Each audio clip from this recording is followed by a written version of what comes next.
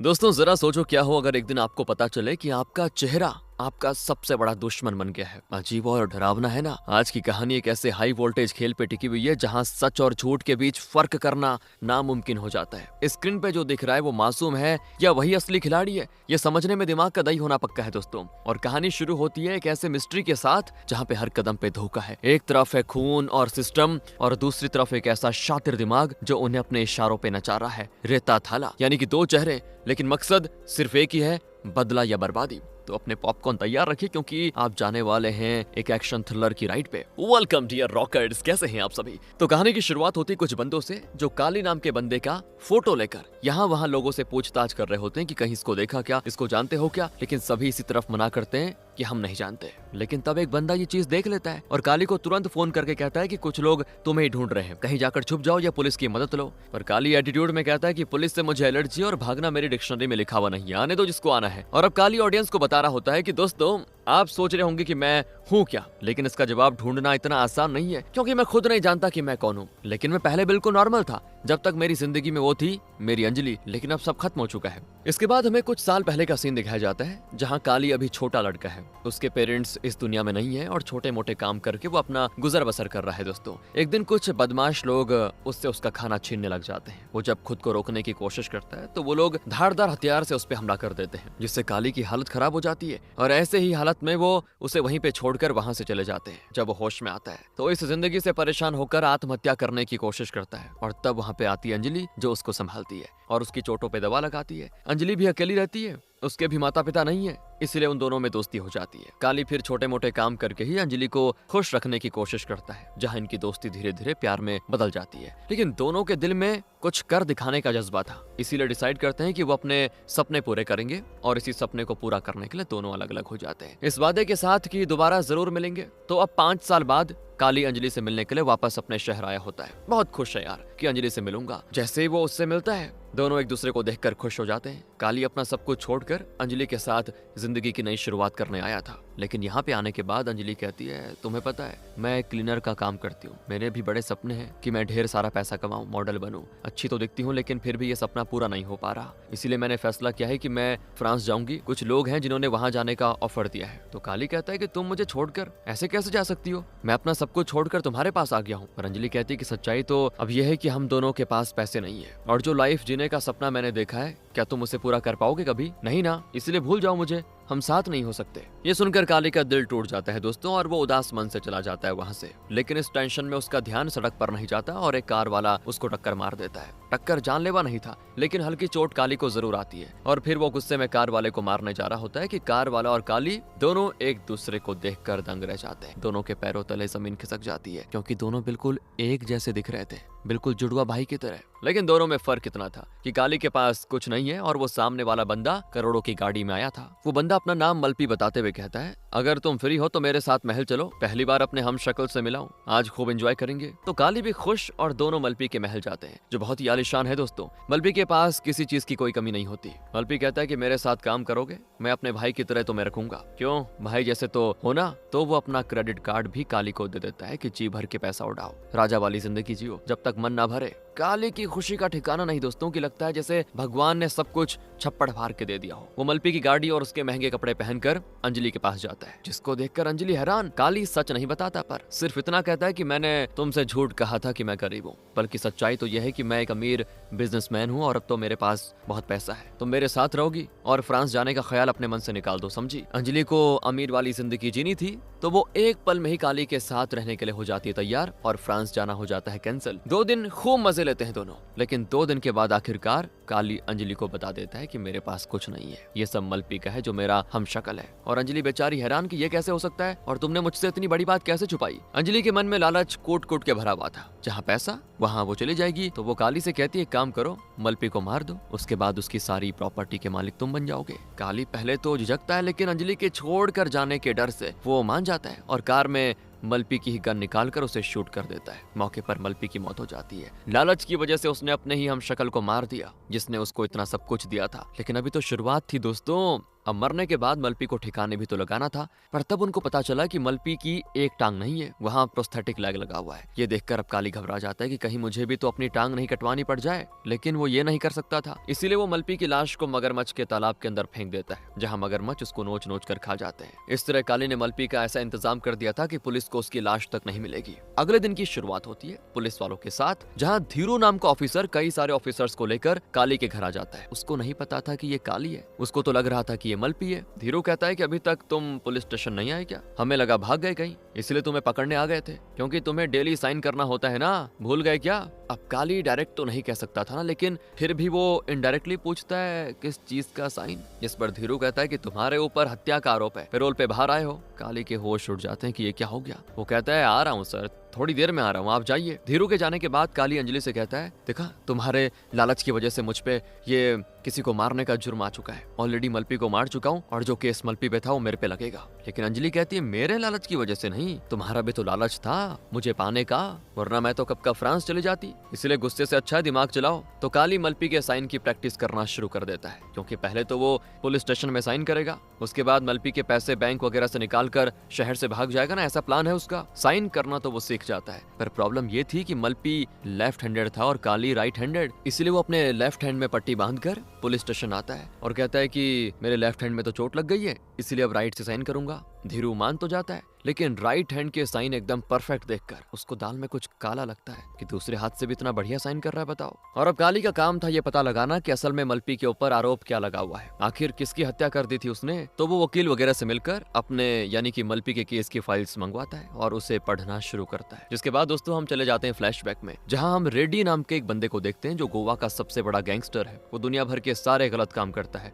रेड्डी के लिए दुनिया में सिर्फ दो चीज मतलब रखती है, पहला है घोड़े जिसकी हमेशा वो सवारी करता है, और दूसरा है उसका बेटा तेजा, जिसके लिए वो दुनिया बर्बाद कर सकता है। तेजा पर एक खरोंच भी आ गई तो बर्दाश्त नहीं कर सकता। तेजा की पत्नी भी है विजया, वो दोनों एक दूसरे से बहुत ही प्यार करते हैं। विजय का भाई है मल्ली, एक बहुत ही बड़ा गुंडा जिसका नाम सुनकर ही लोग कांप जाते हैं। मल्ली रेड्डी का राइट हैंड है दोस्तों। रेड्डी के सारे कामों में मल्ली ही आगे बात करता है। तो अब एक दिन की बात है, तेजा किसी की हत्या करके भाग रहा था, लेकिन रास्ते में उसकी गाड़ी खराब हो जाती है, तो वो और उसके दोस्त सामने खड़ी एक गाड़ी को चुरा कर भागने लगते हैं। ये गाड़ी असल में होती है मलपी की। मलपी के बारे में तो आप जानते ही हैं कि वो काफी अमीर है, लेकिन यहाँ उसको अपनी महंगी गाड़ी से मतलब नहीं था। उस गाड़ी में उस समय मलपी की माँ की अस्थियां रखी हुई थी, जिसे वो समंदर में बहाने जा रहा था। तो वही गाड़ी तेजा जब लेकर भागने लगता है तो मलपी को बड़ा गुस्सा आ जाता है। वो सीधे पहुंच जाता है तेजा के पास और उसको धमकाता है कि मेरी चीज को हाथ लगाने की तेरी हिम्मत कैसे हुई। अब तेजा तो था ही गैंगस्टर का बेटा, उसको धमकी कैसे बर्दाश्त होगी, इसीलिए वो अपने गुंडों की मदद से मलपी पर हमला करने लग जाता है। जहाँ मलपी थोड़े बहुत अटैक उन पे करता तो है, लेकिन घायल होने की वजह से वो वहीं पे गिर जाता है। तब तक तेजा और बाकी लोग वहाँ से भाग जाते हैं और मलपी जब घायल अवस्था में पड़ा होता है तब वहाँ से गुजरती है माया नाम की एक डॉक्टर, जो उसकी ऐसी हालत देखकर तुरंत उसको अपने साथ लेके जाती है, उसका इलाज करती है। इधर तेजा और बाकी जब अपने साथियों के पास आते हैं तो उनमें से एक बंदे को मलपी के कार से उसका ड्राइविंग लाइसेंस मिलता है, और जब वो बंदा देखता है कि तेजा ने मलपी की गाड़ी चुराई है और वो उसी को मारकर भाग गए, तो उस बंदे की सांसें अटक जाती है। वो तेजा से कहता है कि तू जानता भी है किससे पंगा लेकर आया है? अरे वो मलपी है, टॉप रैंक का हिटमैन, आज तक जिसको भी उसने अपना निशाना बनाया है ना, कभी जिंदा नहीं बचा वो। तू जमीन के नीचे भी छुप जाएगा ना, वहां से बाहर निकाल कर मारेगा तुझे। फिर वो ये बात तुरंत रेड्डी को बताता है कि तेजा ने मलपी से पंगा ले लिया है। अब रेड्डी मलपी को जानता था तो वो भी परेशान हो जाता है कि ये तो बड़ी दिक्कत वाली बात हो गई, ये मलपी तो तेजा को किसी दिन मरा देगा और वो शांत नहीं बैठने वाला, यानी कि हमें उसका कुछ करना पड़ेगा। तो रेड्डी अपनी पूरी एक आर्मी तैयार करता है, क्योंकि मलपी का मुकाबला करना अकेले बंदे की बस की बात थी नहीं। ये सारे लोग मलपी को मारने निकल पड़ते हैं। तब तक माया ने मलपी का इलाज कर दिया था, वो ठीक हो गया था, पर जब तक वो तेजा की जान नहीं ले लेता उसको सुकून नहीं बैठेगा, इसीलिए वो सीधे तेजा को मारने निकल जाता है। रेड्डी के गुंडे उसको रोकने की कोशिश करते हैं, पर रास्ते में आने वाले हर एक इंसान को मलपी खत्म कर देता है और विजया की आंखों के सामने ही वो तेजा को गोलियों से भून देता है। जो सदमा विजया बर्दाश्त नहीं कर पाती और आत्महत्या करने की कोशिश करती है, लेकिन किस्मत ने उसको बचा लिया था। अब विजया का भाई मल्ली जब ये देखता है तो वो गुस्से से पागल हो जाता है कि उस मलपी ने तेजा को मारकर मेरी बहन की जिंदगी बर्बाद कर दी, छोड़ूंगा नहीं उसको। रेड्डी भी चुप नहीं बैठने वाला था, उसकी दुखती रग पर हाथ जो रख दिया था मलपी ने, और जब तक वो दोनों मलपी को मार नहीं देते, कौन दोनों? मल्ली और रेड्डी, तब तक उनके गुस्से की आग शांत नहीं होगी। न्यूज में भी ये बात फैल जाती है कि मलपी ने तेजा को मार डाला। सारी पुलिस उसको ढूंढने में लग जाती है। वो उसको पकड़ तो लेते हैं, लेकिन सजा काटने के बाद वो बाहर आ जाता है। यही वजह थी कि डेली उसको साइन करने के लिए पुलिस स्टेशन जाना पड़ता है। और अब ये जानकर काली तो सदमे में चला जाता है दोस्तों, कि अगर मैं मलपी बने रहता हूँ तो रेड्डी और मल्ली मुझे मार डालेंगे। अगर बता देता हूँ कि मैंने मलपी को मारकर उसकी जगह ले ली तो भी हमेशा जेल में सड़ूंगा। मैं तो पूरी तरह से फंस गया। अब काली जैसे घर वापस आता है, वहाँ माया मौजूद होती है, वही डॉक्टर दोस्तों जिसने मलपी को बचाया था। उसको लगता है कि ये मलपी ही है, इसीलिए वो उसको सारा प्लान बताने लग जाती है कि जैसा तुमने कहा था करने को, सारा बंदोबस्त हो चुका है। मैंने $1.5 मिलियन मॉल की पार्किंग में खड़ी अपनी कार में छुपा ली है। काली के नाम का पासपोर्ट भी बना दिया है और टर्की की फ्लाइट भी बुक हो गई है। और हाँ, सबसे खतरनाक वाला पॉइजन मंगवाया है। बस काली के शराब में मिला देना, 1 हफ्ते के अंदर हार्ट अटैक से मर जाएगा और किसी को शक भी नहीं होगा। उसके बाद उसकी टांग काट देना जैसे कि तुम्हारी कटी है, और फिर सबको लगेगा कि मलपी मर चुका है और तुम काली हो। समझ रहे हो ना दोस्तों आप? मलपी और इस माया की अलग ही प्लानिंग थी काली को फंसाने की। लेकिन काली ने तो कब का मलपी को ही उड़ा दिया। लेकिन फिलहाल तो माया को ये पता है ना कि ये मलपी है। और अब काली ये सुनकर हैरान हो जाता है कि अच्छा, इसका मतलब अगर मैं मलपी को नहीं मारता तो मलपी ने तो मेरी फील्डिंग सेट करके रखी हुई थी। वो मुझे मार देता और मेरी आइडेंटिटी चुरा लेता। वाओ। और अब अंजलि बीच में आती है तो कहती है एक काम करते हैं, वही $1.5 मिलियन लेकर शहर से भाग जाते हैं, कोई हमें नहीं ढूंढ पाएगा। पर माया अंजलि को देखकर सवाल करती है कि ये कौन है, जिस पर काली झूठ कहता है कि ये नौकरानी मेरी, आज ही काम पे रखा, अंजलि नाम है इसका।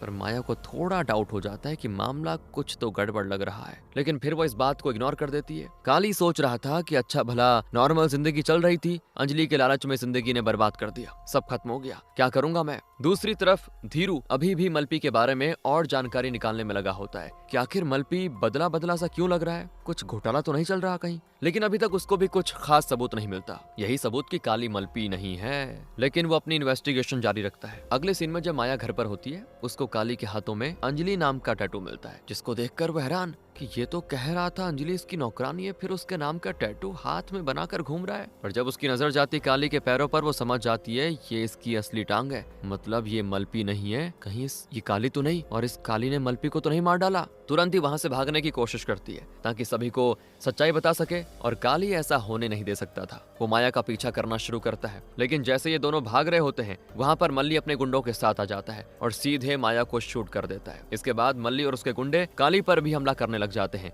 पर जैसे तैसे काली वहां से भागने में भलाई समझता है। इसकी खबर जैसे ही विजया को लगती है तो वो रेड्डी को बताती है कि मलपी हमारे हाथों से बचकर भाग निकला। रेड्डी का दिमाग खराब हो जाता है, क्योंकि उसको पता था कि जब तक मलपी की सांसें चल रही है, हमारी सांसें खतरे में है। वो कहता है कि टीम को और बढ़ाओ, मुझे किसी भी तरह मलपी की लाश चाहिए, जितना पैसा जो लगाना हो सब लगा दो, बस मलपी को मार डालो। अब अगले सीन में काली और अंजलि दोनों पार्किंग वाली गाड़ी के पास आते हैं ताकि पैसे ले सके, लेकिन उनका पीछा करते हुए मल्ली भी वहां पहुंच चुका था। वो सारे लोग मिलकर काली और अंजलि पर एक बार फिर से हमला कर देते हैं। काली अंजलि को बचाने की कोशिश करता है, लेकिन तब तक एक गुंडे ने उसके अंदर चाकू घुसा दिया था, जिससे अंजलि की हालत खराब हो जाती है। ये देखकर काली एकदम बौखला जाता है दोस्तों। वो अब खुले सांड की तरह सभी पर टूट पड़ता है और एक के बाद एक करते हुए सभी को ढेर कर देता है। जिसके बाद वो वही पैसों वाली गाड़ी लेकर हॉस्पिटल के लिए निकलता है ताकि अंजलि का इलाज करवा सके। पर प्रॉब्लम ये थी कि पुलिस वालों ने हर तरफ मलपी के पोस्टर्स वगैरह लगा के रखे हुए थे कि जहां देखे तुरंत इन्फॉर्म करे, तो अगर काली दवा लेने जाएगा तो पक्का लोग उसको पहचान लेंगे। लेकिन अंजलि को बचाना भी तो जरूरी था।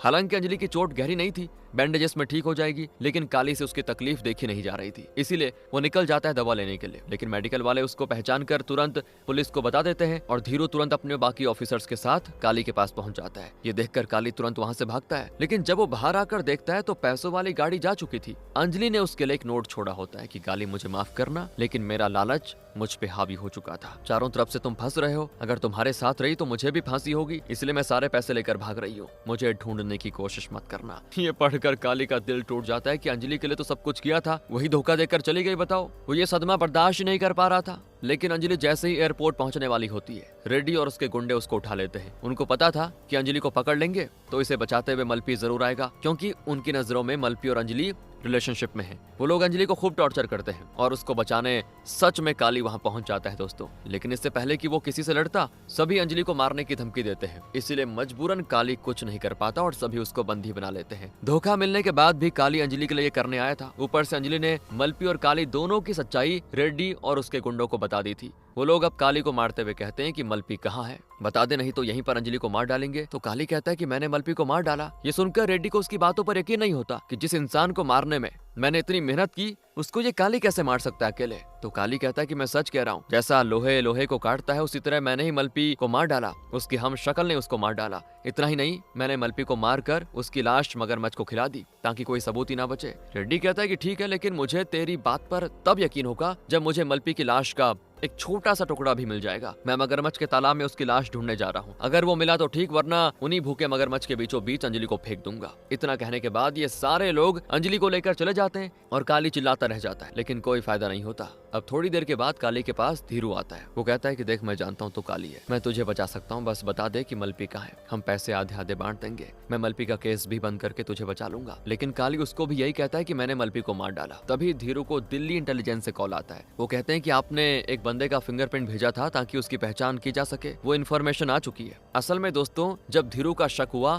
कि शायद मलपी असली नहीं है, तो उसने चालाकी से काली का फिंगरप्रिंट इंटेलिजेंस वालों को भेज दिया ताकि पता लगा सके कि सच में ये मलपी है या नहीं। तो इंटेलिजेंस वाले इन्फॉर्मेशन जानने के बाद धीरू से कहते हैं, क्या वो इंसान अभी तक आपके पास मौजूद है जिसका फिंगरप्रिंट आपने भेजा था? धीरू कहता है कि हाँ, यहीं पर बैठा है। तो इंटेलिजेंस वाले कहते हैं कि तुरंत पूरी पुलिस फोर्स को बुला दो, वहाँ आपकी जान को खतरा है। धीरू हैरान कि ये अधमरा काली मेरा क्या बिगाड़ लेगा, इसके लिए पुलिस फोर्स की क्या जरूरत? तो इंटेलिजेंस वाले कहते हैं कि जिसे आप काली समझ रहे हैं उसको अंडरवर्ल्ड में जॉन के नाम से लोग जानते हैं। अंडरवर्ल्ड का सबसे बड़ा माफिया है वो अकेले पूरी एक आर्मी के बराबर है, जितना जल्दी हो सके दूर हो जाइए सर उससे। लेकिन तब तक तो देर हो चुकी थी। काली यानी कि माफिया जॉन खुद को आजाद कर चुका था और देखते देखते वो सारे के सारे पुलिस वालों की गर्दनें काट देता है कुल्हाड़ी से। देखा ना दोस्तों, जिसे हम एक मामूली लड़का समझ रहे थे वो मलपी रेड्डी और बाकी सारे बदमाशों का भी बॉस निकला, वन मैन आर्मी। और अब जब उससे पंगा ले लिया है रेड्डी ने, तो शायद ही अब रेड्डी बचने वाला है, क्योंकि जिसे कई देशों की पुलिस नहीं पकड़ पाई उसका ये रेड्डी क्या बिगाड़ पाएगा। दूसरी तरफ रेड्डी को मगरमच्छों के तालाब से कोई लाश का टुकड़ा नहीं मिलता, क्योंकि सच में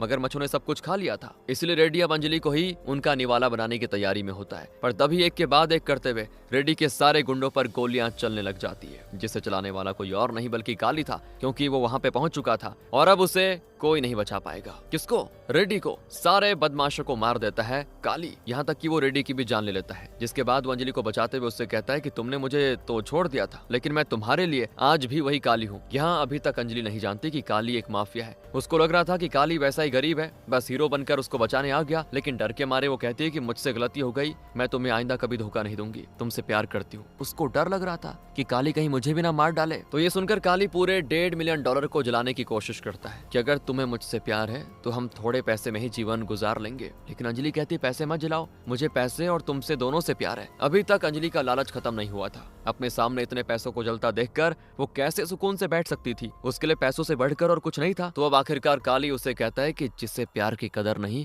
उसे प्यार करने का कोई हक नहीं। वो अंजलि को सारे पैसे देकर हमेशा हमेशा के लिए चला जाता है। और अब हम प्रेजेंट सीन देखते हैं, जहां वही मूवी की शुरुआत वाले गुंडे काली को ढूंढ रहे थे, क्योंकि इस टाइम काली एक नकली आइडेंटिटी के साथ छुप कर रह रहा है। लेकिन उसके किसी पुराने दुश्मन को उसकी खबर लग चुकी थी, तो वो लोग काली को मारने वहां तक पहुंच चुके थे। लेकिन काली को मारना मुमकिन था नहीं दोस्तों, नामुमकिन था। वो आसानी से उन सभी बदमाशों को मार डालता है और इसके बाद एक और नई आइडेंटिटी बनाकर दूसरे शहर जाकर रह जाता है। यहाँ वो एक normal middle class family man की आइडेंटिटी बना के रहता है। ऐसे ही एक दिन वो एक गाड़ी वाले से लिफ्ट मांगता है, तो एक गाड़ी वहां पे रुक जाती है और हम देख पाते हैं कि गाड़ी में कोई और नहीं बल्कि विजया मौजूद है। दोस्तों, अब काली विजया को नहीं जानता कि ये तेजा की पत्नी है जिसको मलपी ने मार डाला। उसी तरह से विजया नहीं जानती कि उसके सामने बैठा इंसान मलपी नहीं बल्कि काली है। इसलिए वो लिफ्ट के बहाने काली को अंदर बैठा देती है और तुरंत अपनी गन निकालती है और तब हमें गाड़ी में से गोली चलने की आवाज आती है। लेकिन दिखाई नहीं जाता गोली किस पर चली, ये ऑडियंस पे छोड़ दिया जाता है कि क्या विजया काली को मारने में कामयाब रही या कभी ना मरने वाला काली एक बार फिर से बच गया। आपको क्या लगता है दोस्तों? कमेंट्स में बताइए। मिलते हैं आपसे अगली वीडियो में। ध्यान रखेगा अपना। इसी के साथ ये थ्रिलिंग कहानी खत्म होती है। Thanks for watching.